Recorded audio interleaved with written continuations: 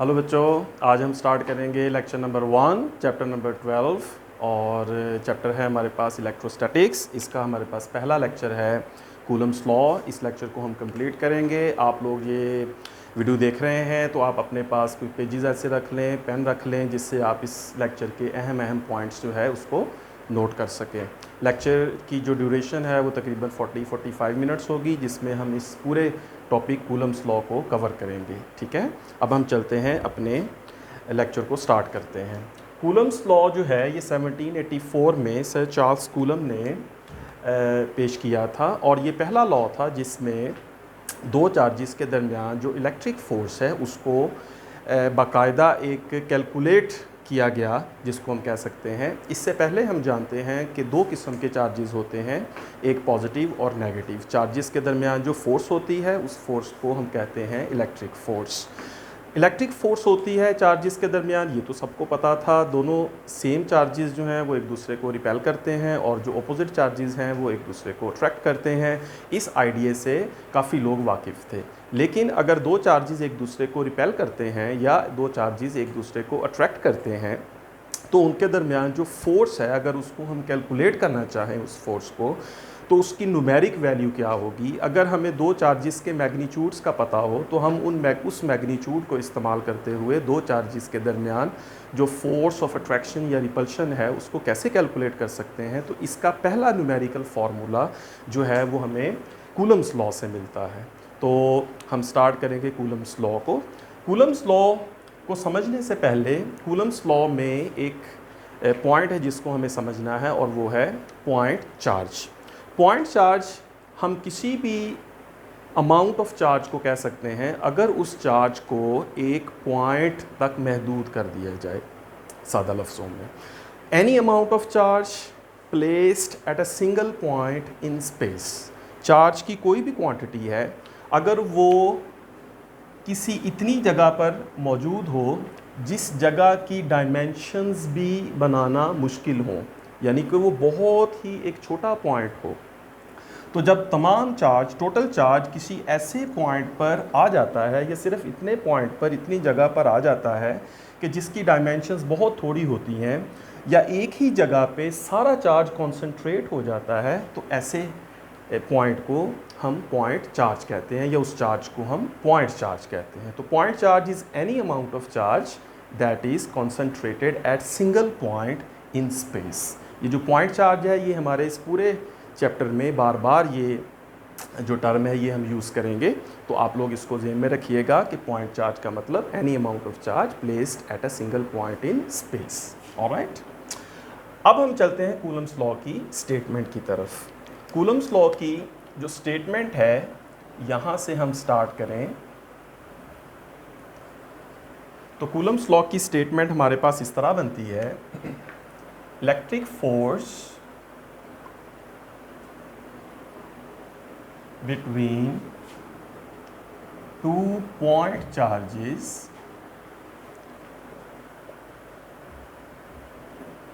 is directly proportional to the product of magnitude of charges and inversely proportional to the square of the distance between them। ये Coulomb's law की हमारे पास statement है। अब इसमें जो keywords हैं वो है इलेक्ट्रिक फोर्स, दूसरा कीवर्ड है पॉइंट चार्ज, तीसरा है डायरेक्टली प्रोपोर्शनल और चौथा जो कीवर्ड है that is inversely proportional. Electric force वो फोर्स है जो चार्ज पार्टिकल्स के दरमियान एग्जिस्ट करती है। इलेक्ट्रिक फोर्स सिमिलर चार्जेस के दरमियान जो फोर्स है उसको भी कहेंगे, जो अपोजिट चार्जेस के दरमियान फोर्स है उसको भी कहेंगे।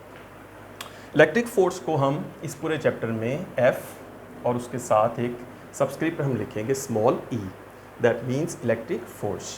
पॉइंट चार्जेस का मैंने अभी आपको बताया कि पॉइंट चार्ज में कोई भी चार्ज हो सकता है, कोई भी क्वांटिटी चार्ज की हो सकती है और वो एक पॉइंट के ऊपर फिक्स होगी।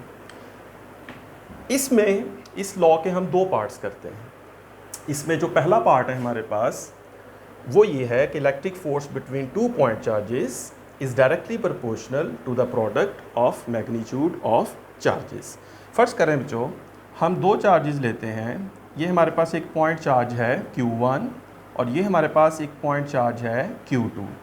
इन दोनों चार्जेस को एक दूसरे से कुछ डिस्टेंस पे रखा गया है। फ़र्ज़ करते हैं कि इनके दरमियान जो डिस्टेंस है वो R है। तो कूलम्स लॉ के मुताबिक अगर इसको हम मैथमेटिक्स में ट्रांसलेट करें तो FE जो है that is electric force between this two charges Q1 and Q2 is directly proportional to the product of magnitude of charges. इन दोनों चार्जेस के दरमियान जो इलेक्ट्रिक फोर्स होगी वो उतना ज़्यादा होगी जितना इन दोनों चार्जेस का प्रोडक्ट ज़्यादा होगा। इन दोनों चार्जेस को मल्टीप्लाई करेंगे, चार्जेस की क्वांटिटीज़ को मल्टीप्लाई करेंगे, जितना उसका आंसर ज़्यादा होगा उतना ही इन दोनों चार्जेस के दरमियान जो इलेक्ट्रिक फोर्स होगी वो ज़्यादा होगी। अब ये आप अंडरस्टूड समझिए कि ये जो इलेक्ट्रिक फोर्स है वो फोर्स ऑफ रिपल्शन भी हो सकती है और वो फोर्स ऑफ अट्रैक्शन भी हो सकती है। इसको हम कहते हैं प्रोपोर्शनैलिटी 1। ये हमारे पास कूलम्स लॉ का जो पहला पार्ट है उसकी मैथमेटिकल ट्रांसलेशन है। Electric force between two point charges is directly proportional to the product of magnitude of charges, ये उसकी ट्रांसलेशन हो गई। अब यहाँ पर एक पॉइंट मैं क्लियर करता चलूँ, वो ये है कि इन दोनों चार्जेस का मैग्नीट्यूड एक जैसा भी हो सकता है, इन दोनों चार्जेस का जो मैग्नीट्यूड है वो डिफरेंट भी हो सकता है। मिसाल के तौर पे Q1 जो पॉइंट चार्ज है, let's say this is 5 microcoulomb और जो Q2 है फर्स्ट करें दिस इज़ 2 माइक्रोकूलम। अब अगर इन दोनों को मैं मल्टीप्लाई करूं तो हमारे पास जो आंसर है दैट इज़ 10।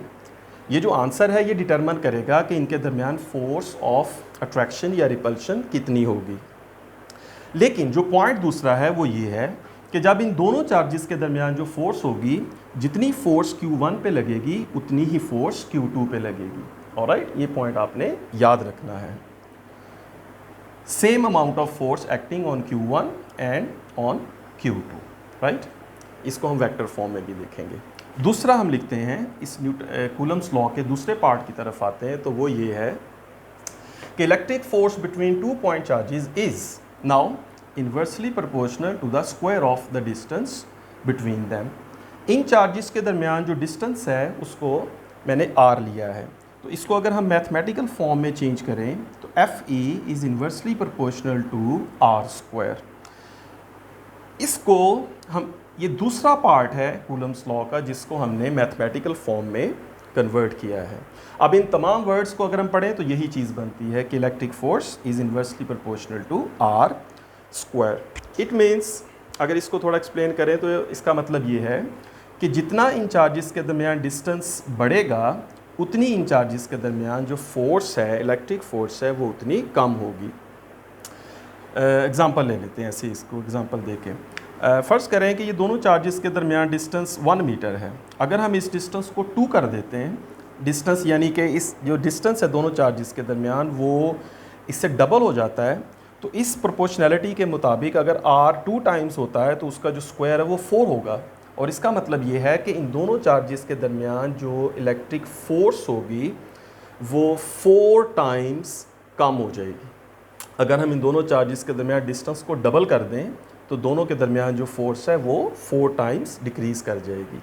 ये है इन्वर्स स्क्वायर लॉ कि अगर डिस्टेंस डबल होगा तो फोर्स कम हो जाएगी, 4 टाइम्स कम हो जाएगी। बिल्कुल इसी तरह अगर हम इन दोनों चार्जेस के दरमियान जो डिस्टेंस है उसको हाफ़ कर देते हैं तो दोनों चार्जेस के दरमियान जो इलेक्ट्रिक फोर्स होगी वो 4 टाइम्स ज़्यादा हो जाएगी। डिस्टेंस हाफ, फोर्स 4 टाइम्स ज़्यादा हो जाएगी। डिस्टेंस डबल, फोर्स 4 टाइम्स कम हो जाएगी, राइट।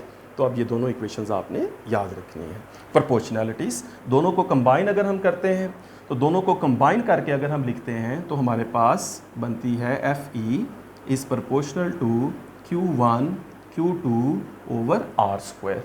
ये दोनों प्रोपोर्शनैलिटीज़ को कंबाइन करके इस फॉर्म में हम इसको लिख देते हैं। अब ये एक प्रोपोर्शनैलिटी जो है इसका वही मतलब है जो इन दोनों प्रोपोर्शनैलिटीज़ का है। ऑलराइट, अब यहाँ पे हम प्रोपोर्शनैलिटी साइन जो है इसको रिमूव कर देते हैं और इसकी जगह डेफिनेटली हम एक कांस्टेंट लिखेंगे। तो इसको हम लिखते हैं FE इज़ इक्वल के Q1 Q2 over R square. अब यहाँ पर जो K है इस K को हम कहते हैं ये दिस इज़ कूलम्स कांस्टेंट और constant of proportionality, right. This is FE equals K Q1 Q2 over R square, right. चलिए इसको आप अब देखें और अगर इसको नोट करना है तो इसको नोट कर लें।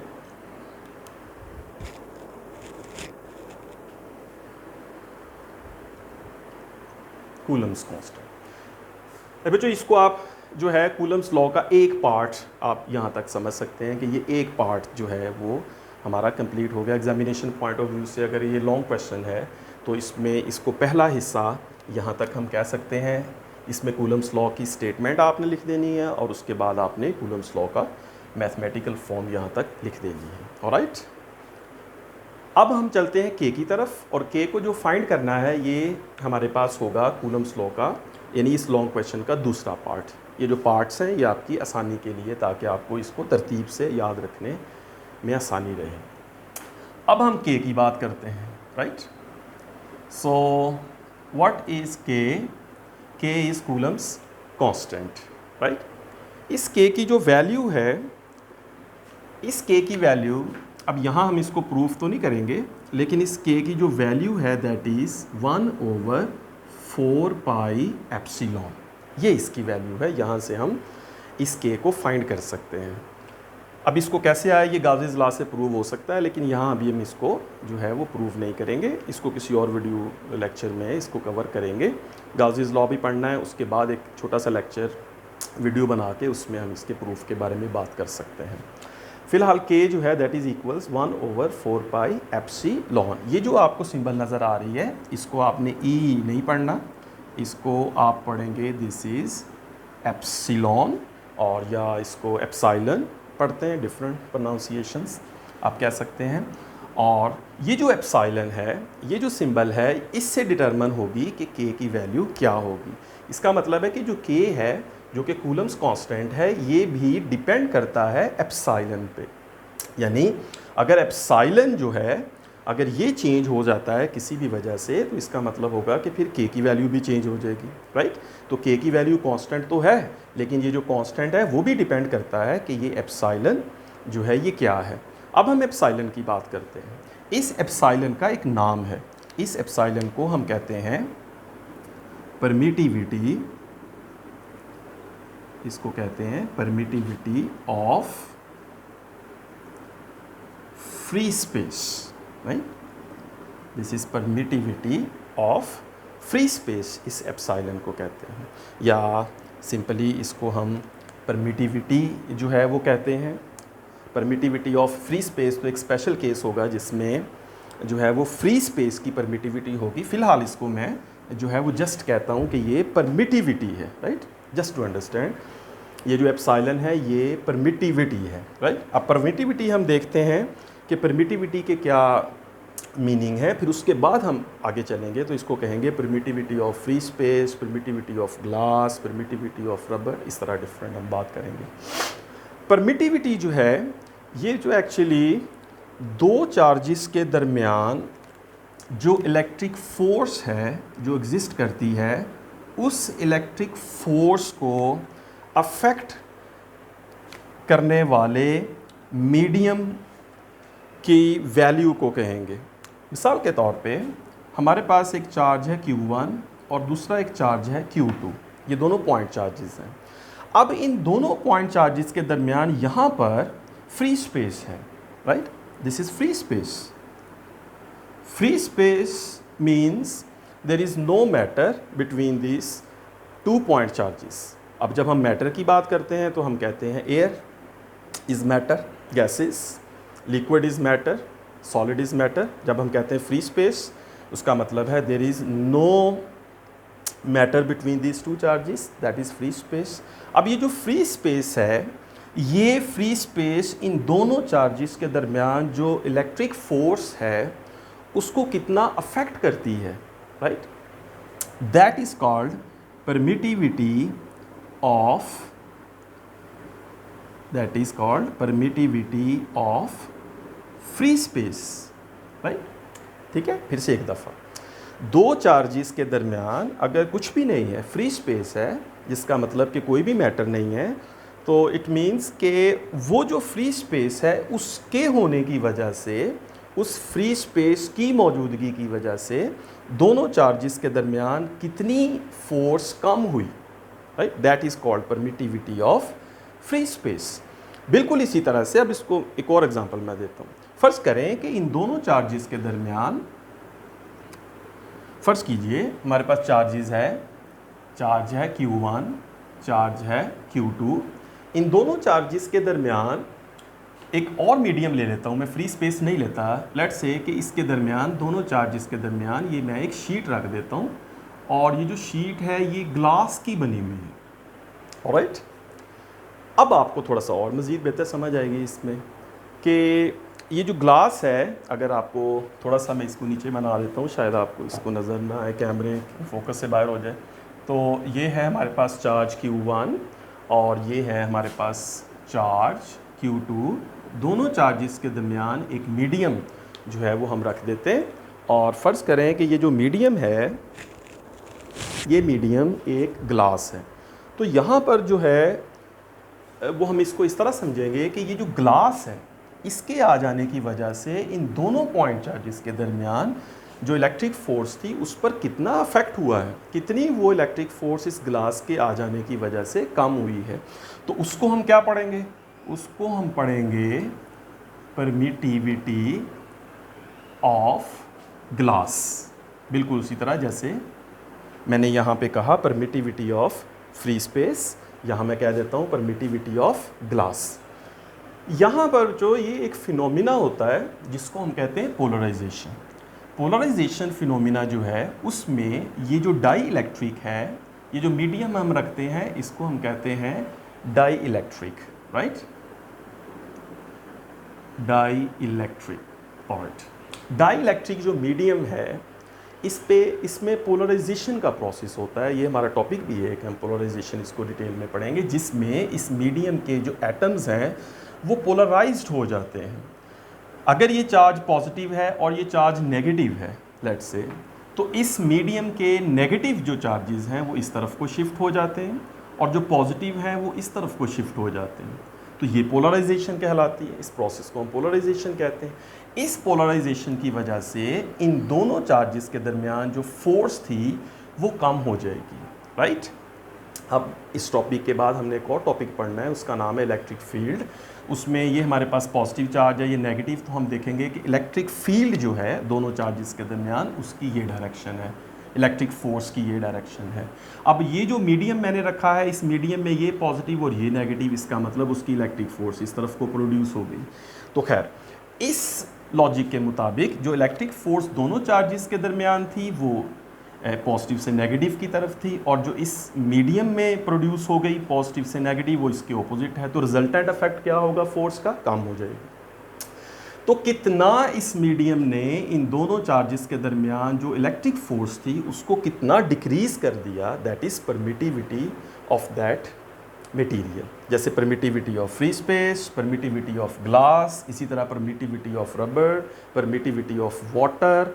तो ये डिफरेंट परमिटिविटीज़ जो हैं ये हो सकती हैं, ठीक है। वापस आ जाते हैं यहाँ पे। अब मैं ये कहता हूँ कि अगर फ्री स्पेस है, फॉर फ्री स्पेस दो चार्जेस के दरमियान अगर फ्री स्पेस आ गई है तो उस फ्री स्पेस की वजह से k की वैल्यू क्या होगी। उस वक्त जो एप्सिलॉन है उसको फिर हम एप्सिलॉन नॉट कह देते हैं फॉर फ्री स्पेस ओनली। यहाँ पे छोटा सा जो लगाते हैं ज़ीरो, इसको हम पढ़ते हैं एप्सिलॉन नॉट, या अगर नॉट नहीं पढ़ना तो इसको आप कह सकते हैं एप्सिलॉन ज़ीरो, राइट। तो अगर ये एप्सिलॉन जो था जो कि यहाँ पर k की वैल्यू में आया था, अब ये जो एप्सिलॉन है ये एक्चुअली एप्सिलॉन नॉट बन जाएगा। तो अब इस एप्सिलॉन नॉट को अगर मैं इस के की जगह लिखूं तो अब मेरे पास जो के की वैल्यू है that is 1/4 pi epsilon not. ठीक है जी, यहाँ तक बात समझ आ गई। तो के जो है that is equals 1/4 pi epsilon not, और अंडरस्टूड कि हमने इसको फ्री स्पेस के लिए यूज़ किया है। तो अगर हम इस के की वैल्यू को, ये जो लगाया है हमने एप्सिलॉन नॉट, इस के की वैल्यू को कूलम्स लॉ जो इक्वेशन हमने बनाई थी इसमें लगा दें, तो हमारे पास जो कूलम्स लॉ है उसकी जो फॉर्म बनती है वो बनती है 1/4 pi epsilon not Q1 Q2 over R square. This is mathematical form of Coulomb's law when there is a free space between two point charges Q1 and Q2. Alright? अब यहाँ पे एक चीज़ अंडरस्टूड है कि जो SI जो units हैं के और जो यूनिट्स हैं एप्सिलॉन नॉट के, एप्सिलॉन के, वो सारे SI यूनिट्स हैं। ऑलराइट, के की वैल्यू इस एप्सिलॉन पे भी डिपेंड करती है और सिस्टम ऑफ यूनिट्स पे भी करती है। तो अंडरस्टूड है कि सिस्टम ऑफ यूनिट जो है वो SI है। अच्छा बच्चों, उसके बाद ये जो एप्सिलॉन नॉट मैंने लिखा, जिसको मैंने कहा परमिटिविटी ऑफ फ्री स्पेस, इसकी वैल्यू होती है तमाम की वैल्यू, तमाम परमिटिविटीज़, तमाम मीडियम्स के परमिटिविटी की वैल्यूज़ होती हैं। जैसे परमिटिविटी ऑफ फ्री स्पेस जिसको मैंने एप्सिलॉन नॉट कहा, इसकी एक मैथमेटिकल वैल्यू है जिसको कैलकुलेट किया हुआ है अब मतलब डिफरेंट एक्सपेरिमेंटल मेथड से।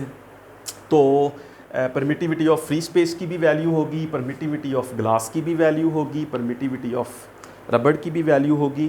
तो उसको अब इसी को हम आगे बढ़ाते हैं, यहाँ पे लिख लेते हैं। अगर आपने नोट करना है तो ये नोट कर लें, स्क्रीनशॉट ले लें। मैं थोड़ा साइड पे हो जाता हूँ, स्क्रीनशॉट ले लें आप इसका। ओके जी, वापस आते हैं यहाँ पे। एप्सिलॉन जिसको परमिटिविटी कहा, और हमारे पास एप्सिलॉन नॉट जो है, एप्सिलॉन नॉट को हम कहेंगे परमिटिविटी ऑफ फ्री स्पेस। और इस परमिटिविटी ऑफ फ्री स्पेस की जो वैल्यू है SI यूनिट्स में 8.85 times 10⁻⁻12 coulomb square over newton metre square. अगर हम इस एप्सिलॉन नॉट की वैल्यू को के में लगाएं तो हमारे पास जो के की वैल्यू है दैट इज़ 1/4 पाई, और अगर हम पाई की वैल्यू भी लगा दें 3.14 टाइम्स 4 टाइम्स 3.14 टाइम्स 8.85 टाइम्स 10⁻⁻12, और अगर इस हम सारे कैलकुलेशन करें तो हमारे पास के की वैल्यू आएगी 9 times 10⁻9 newton metre square over coulomb square. ठीक है, तो ये जो के की वैल्यू है, ये हमारे पास के की वैल्यू आती है 2 पॉइंट चार्जेस के दरमियान अगर फ्री स्पेस हो। राइट, अब ये भी याद रखना है कि के की ये जो वैल्यू आई है ये सिर्फ और सिर्फ फ्री स्पेस के लिए होगी। अगर कोई और मीडियम आता है तो उसके लिए ये वाली वैल्यू नहीं होगी। तो कूलम्स लॉ को फिर मैं लिख सकता हूँ इस फॉर्म में। तो हमारे पास कूलम्स लॉ अब इस फॉर्म में in Coulomb's law in a new form जो है वो हमारे पास बनेगा Fe equals 9 times 10⁻9 newton metre square, sorry इसको 9 times 10⁻9 Q1 Q2 over R square. ये हमारे पास जो मैथमेटिकल फॉर्म आएगी, ये हमारे पास 2 पॉइंट चार्जेस के दरमियान इलेक्ट्रिक फोर्स होगी जब उनके दरमियान मीडियम जो होगा वो फ्री स्पेस होगा। ऑलराइट, फोर्स के यूनिट न्यूटन्स SI सिस्टम है। तो ये हमारे पास फ्री स्पेस के लिए वैल्यू बन गई। अब अगर हम देखते हैं कि फ्री स्पेस नहीं है तो कूलम्स लॉ की जो फॉर्म है वो क्या बनेगी, तो उसको यहाँ तक आप कह लें कि आपने 2 पार्ट्स जो है वो कूलम्स लॉ के कंप्लीट कर लिए, जिसमें पहला पार्ट मैथमेटिकल था और जो मैंने आपको जहाँ तक बताया, दूसरा पार्ट हमने इसको परमिटिविटी को डिस्कस किया। तीसरा कह लें, तीसरा पार्ट आप इसको हेडिंग यूँ दे सकते हैं, इफेक्ट ऑफ मीडियम। आप ये कह लें कि ये ऐसा मीडियम है जो कि medium means other than free space, right? Free space itself is a medium, but other than free space. अब फर्ज करें उस वक़्त अगर कोई मीडियम आ जाता है, अगर एक चार्ज Q1 और चार्ज Q2 जिसके दरमियान सेपरेशन R है, और इन दोनों चार्जेस के दरमियान कोई मीडियम आ जाता है, तो उस मीडियम की वजह से जो कूलम्स लॉ होगा, इस मीडियम की वजह से जो कूलम्स लॉ होगा उसकी फॉर्म ये होगी. नाउ कूलम्स लॉ बिकम्स,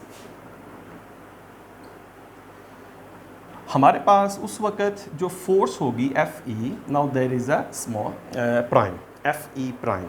इसका मतलब है कि वही दो चार्जेस हैं जिनके दरमियान हमने पहले फ्री स्पेस ली थी, वही दो चार्जेस हैं, उतना ही उनके दरमियान डिस्टेंस है, लेकिन अब फ्री स्पेस की बजाय उनके दरमियान एक मीडियम है. तो अब वो फोर्स जो होगी वो Fe नहीं रहेगी, अब फोर्स चेंज हो जाएगी. तो उस चेंज होने वाली फोर्स को हम एक प्राइम से रिप्रेजेंट करते हैं. तो Fe prime will be equals 1/4 pi epsilon m Q1 Q2 over R square. ये है कूलम्स लॉ की वो फॉर्म जब दो चार्जेस के दरमियान कोई मीडियम आ जाता है. अब यहाँ पर आप देखें मैंने यूज़ किया epsilon m. Epsilon m means permittivity of medium. Epsilon m means permittivity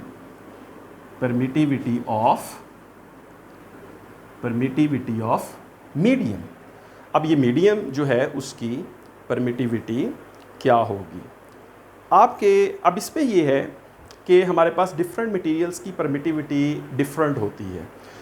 जैसे अगर मैं लिखूं ग्लास की, तो ग्लास की जो परमिटिविटी है that is 44.25 times 10⁻⁻12 coulomb square over newton metre square, right. This is, ये आप चेक कर सकते हैं, गूगल करें तो परमिटिविटी ऑफ ग्लास. लेकिन इसमें ये देखिएगा कि ग्लास की जो परमिटिविटी है वो डिफरेंट होती है, वो डिपेंड करती है ग्लास की कंस्ट्रक्शन पे. इसकी डिफरेंट रेंज है, इसमें डिफरेंट रेंज में परमिटिविटीज़ आएंगी. 44.25 से इसकी एक जो है वो रेंज है, वो आप देख सकते हैं. मैंने इसकी एक वैल्यू ली है जस्ट इसको एक्सप्लेन करने के लिए. तो परमिटिविटी ऑफ ग्लास जो है दैट इज़ 44.25 टाइम्स 10⁻⁻12. अगर हम यहाँ पे, अगर हमारे पास दो चार्जेस के दरमियान जो मीडियम है वो अगर ग्लास है, तो उस ग्लास की जो परमिटिविटी है वो यहाँ परमिटिविटी ऑफ ग्लास हो जाएगी. तो फिर हम ये वाली वैल्यू जो है उसकी जगह यूज़ कर सकते हैं. लेकिन अब यहाँ पर हम इसमें ये करेंगे कि हमने इस एप्सिलॉन m को थोड़ा सा, एप्सिलॉन m को हमने एक और फॉर्म में चेंज करके लिखना है. वो मैं आपके सामने यहाँ पे जो है वो डिस्कस करता हूँ. इसकी मैथमेटिकल फॉर्म थोड़ी सी डिफरेंट इसमें होगी. वैसे तो सिंपल है, अगर हमें परमिटिविटी उस मीडियम की पता हो तो डायरेक्ट हम उस मीडियम की परमिटिविटी को वहाँ पे लिख के इसको सॉल्व कर सकते हैं. अब देखें यहाँ पे जो ग्लास की परमिटिविटी है, अगर हम इसको डिवाइड कर दें, परमिटिविटी ग्लास की जो परमिटिविटी है अगर इसको हम डिवाइड कर दें एप्सिलॉन नॉट पे, तो हमारे पास 44.25 टाइम्स 10⁻⁻12 8.85 टाइम्स 10⁻⁻12.